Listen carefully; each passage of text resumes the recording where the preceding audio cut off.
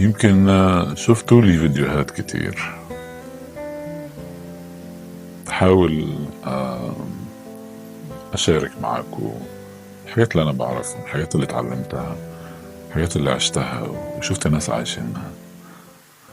بس اوعوا تفتكروا إن ده مش معناه أبدا إن إحنا ما بيجيلناش أوقات بنقع وبنحبط وممكن يجينا شعور باليأس. اوعوا تفتكروا إن أنا طول الوقت بعيد عن الوقوع في المناطق دي. لا طبعا بتجيلي أوقات بقع فيها. الفكرة بس إن لما تيجي الأوقات دي ما نخليهاش تطول، وفي مناطق ما نسمحش لنفسينا إن احنا نروح لها، زي اليأس، زي انعدام الثقة في نفسنا.